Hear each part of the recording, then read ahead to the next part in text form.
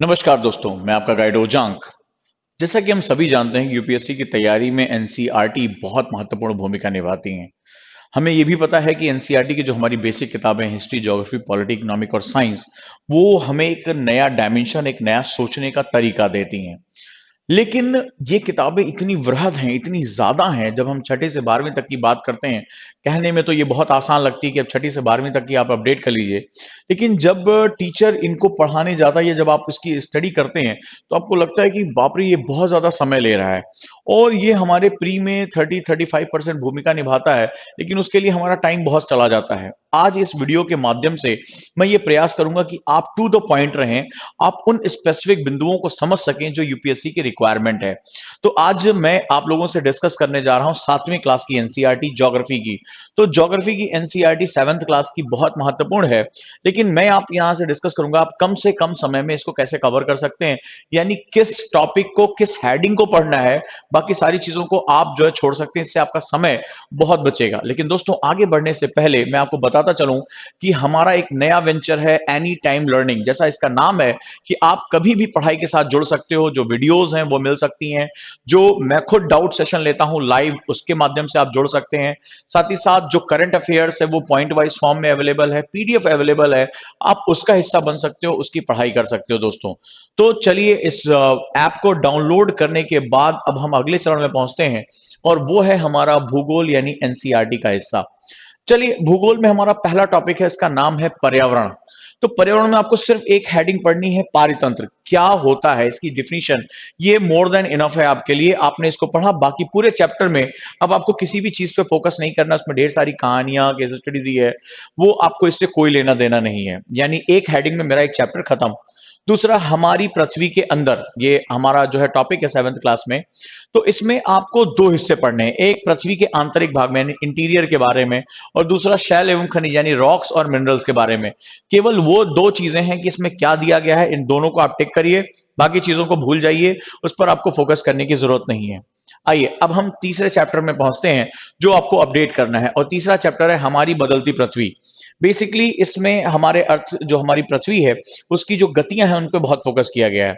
पहला जो third chapter में आप पढ़ेंगे पृथ्वी की गतियों के बारे में, सिर्फ एक ही हेडिंग आपको पढ़नी है, जो मेजर हेडिंग है, बाकी चीजों को आपको नजरअंदाज करना है। और इसमें भी मैं आपको सब हेडिंग्स बता दे रहा हूं कि जहां से आपको पढ़ना है। उसमें आपको अंतर्जनित बलों के बारे में पढ़ना है। अंतर्जनित बलों में क्या पढ़ना है? ज्वालामुखी, सिर्फ पहली सब हेडिंग, और दूसरा भूकंपों के बारे में। दोनों आगे पीछे दिए हुए हैं, आपको केवल इतना ही फोकस करना है। यानी इंटीरियर फोर्सेस में जो इंडोजेनेटिक है वो यहां पर पढ़ना है। फिर एक्सोजेनेटिक यानी बहिर्जात बलों में आपको पवन के बारे में पढ़ना है, हिमनद के बारे में, समुद्री तरंगों और नदी के कार्यों के बारे में। ये जो चार डायमेंशन है वो हमें स्टडी करनी है दोस्तों, पवन, हिमनद, समुद्री तरंग और नदी के कार्य। आइए हम अगले हिस्से पे पहुंचते हैं और हम वायु के बारे में बात करते हैं। हमारा चैप्टर नंबर 4 है।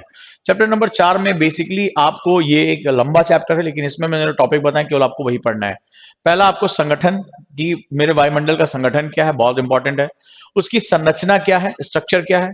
मौसम और जलवायु क्या होता है, और मौसम और जलवायु के अंदर कुछ सब हेडिंग्स दी हैं, केवल आप वही पढ़िएगा। एक तो तापमान की स्टडी आपको करनी है, दूसरा वायुदाब की यानी एयर प्रेशर, तीसरा पवन, और चौथा आर्द्रता यानी ह्यूमिडिटी की। यही केवल इतनी ही स्टडी में आपका ये पूरा चैप्टर, आपको इस चैप्टर में इससे ज्यादा आप यूपीएससी में आपके काम का कुछ नहीं है। जो भी कहानियां दी गई, कार्टून दिए हैं, वो आप उसको अवॉइड कर सकते हैं। तो ये चौथे चैप्टर का हिसाब किताब रहा। आइए पांचवें चैप्टर पे पहुंचते हैं, और पांचवें चैप्टर का नाम है जल, वाटर। तो जल वाले चैप्टर में हमें सबसे पहले उसका वितरण समझना है। ठीक है, ये ओशिनोग्राफी का एक हिस्सा है। दूसरा, महासागरीय परिसंचरण, जो ओशिनिक सर्कुलेशन है। फिर तरंगे क्या होती हैं, ज्वार भाटा क्या होता है, और महासागरीय धाराएं क्या होती हैं। बस केवल यही आपको जो है वो 5 हेडिंग्स इसके अंतर्गत कवर करनी है। बाकी चीजों को आप पूरी तरह से अवॉइड कर सकते हैं। अगला हमारा छठा टॉपिक है, और उसका नाम है प्राकृतिक वनस्पति एवं वन्य जीवन। अब ये एनवायरमेंट इकोलॉजी का एक इंपॉर्टेंट पार्ट बन जाता है, और हमें सबसे पहले वनों के बारे में अध्ययन करना है। वनों में इन्होंने पहला टॉपिक दे रखा है उष्ण कटिबंध। उष्ण कटिबंध में आपको केवल दो चीजों पर फोकस करना है, एक सदाबहार वनस्पतियां, और दूसरा पर्णपाती यानी एवरग्रीन और डेसिडुअस, केवल यही आपको ध्यान रखना है। दूसरा शीतोष्ण है, यानी टेम्परेट। टेम्परेट में आपने देखा कि सदाबहार और पर्णपाती, केवल दो पे ध्यान देना है। तीसरा हमारा भूमध्य सागरीय, जो हमारी वनस्पतियां हैं, जो कि जहां पर जाड़ों में बारिश होती है, तो जो मेडिटेरेनियन का क्लाइमेटिक सिस्टम है वो यहां से आपको देखना है। शंकुधारी यानी जो है हमारा कॉनिकल फॉरेस्ट है वो ये रहा, और घास स्थल जो ग्रासलैंड्स है उसमें भी उष्ण कटिबंधीय और शीतोष्ण, ये हमें दो देखने हैं, और कटीली झाड़ियां यानी जो श्रब्स हो गए वो हमें देखना है। तो हमें इतनी हेडिंग्स जो होती है वो हमारा ये बहुत बड़ा चैप्टर होता है छठा, लेकिन इसमें आपको केवल इतना ही पार्ट पढ़ना है जो वन वाला पार्ट है। वन की ये सब कैटेगरीज नहीं, बाकी पार्ट को आप अवॉइड कर सकते हैं, आपका समय बहुत ज्यादा इसमें बच जाएगा। सातवें चैप्टर में आते हैं और यहां पर हमारा बात होगा मानवीय पर्यावरण, बस्तियां, परिवहन एवं संचार। तो मानवीय पर्यावरण, बस्तियां, परिवहन एवं संचार की अगर मैं बात करूं तो हमें यहां पर सबसे पहले मानवीय बस्तियों के बारे में पढ़ना है। उसमें स्थायी और अस्थायी केवल दो टॉपिक, आपको छोटे छोटे टॉपिक्स आप इनको पढ़कर आगे जा सकते हैं। परिवहन की बात करेंगे तो चार प्रकार के परिवहन हमें एनसीईआरटी में पढ़ने हैं: सड़क, रेल, जलमार्ग और वायु मार्ग, ये हमें जो है कवर होना चाहिए। और कम्युनिकेशन यानी संचार, ये बहुत छोटा सा टॉपिक है और इसमें बेसिक इंट्रोडक्शन दिया है, इसको आप पढ़ना चाहे तो आप पढ़ सकते हैं। आठवें चैप्टर में आते हैं और आठवें चैप्टर में मानव पर्यावरण अन्योन्य क्रिया, उष्ण कटिबंध और उपोष्ण, यानी कि जो ह्यूमन और इन्वायरमेंट का जो इंटरेक्शंस है, खासतौर पे जो ट्रॉपिकल है और टेम्परेट है, तो इन दोनों में जो है यहाँ पर बात हो रही है। तो इन्होंने केस स्टडी दी रखी है अमेजन, बहुत इंपॉर्टेंट है, यहाँ मैंने मार्क कर दिया है, बहुत इंपॉर्टेंट है और यहाँ से क्वेश्चन आता है। तो अमेजन बेसिन में जीवन, और इस बार के लिए भी बहुत इंपॉर्टेंट है, तो इसमें जलवायु, वहां के जो वर्षावन यानी कि रेन फॉरेस्ट, और वहां के कौन कौन से निवासी हैं, केवल ये तीन हेडिंग आपको स्टडी करनी है। इसके बाद एक छोटी सी case study Ganga Brahmaputra basin में जीवन, यानी कि गंगा ब्रह्मपुत्रा रीजन में जो आपका जीवन है केवल उसके बारे में आपको स्टडी करनी है। नाइन्थ में आ जाते हैं, नवा चैप्टर जो हमारा है वो है शीतोष्ण घास स्थलों में जीवन, यानी कि जो हमारा जो टेम्परेट फॉरेस्ट है, टेम्परेट ग्रासलैंड है, वहां के बारे में बात करेंगे। तो ये दोनों बहुत महत्वपूर्ण है। प्रेरी, यहां से भी क्वेश्चन कई बार आता है। प्रेरी, प्रेरी की जलवायु क्या है, क्लाइमेट क्या है, वहां की कौन सी वनस्पतियां और वहां के कौन से जो है एनिमल्स हैं, और वहां के लोग यानी पीपल। तो ये तीन सब हेडिंग्स ही आपको पढ़नी है, और इसकी दूसरी केवल हेडिंग पढ़नी है वेल्ड के बारे में, उसकी केस स्टडी है। तो वेल्ड की जलवायु क्या है, वनस्पति जात एवं प्राणी जात क्या क्या है, और उसके कौन कौन से निवासी हैं।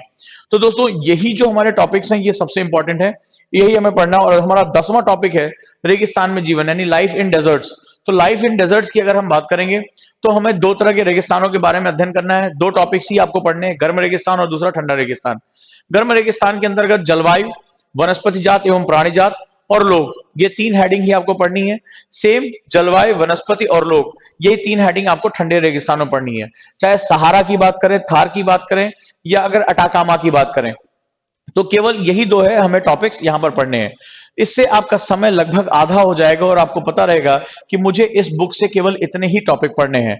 बाकी दोस्तों आपको जैसा पता है कि ओजांग आईएएस एकेडमी के जो स्पेशलिस्ट विशेषज्ञ हैं उन्होंने एनसीईआरटी की ऑनलाइन क्लासेस और ऑफलाइन यानी कक्षा कार्यक्रम दोनों लॉन्च कर रखा है।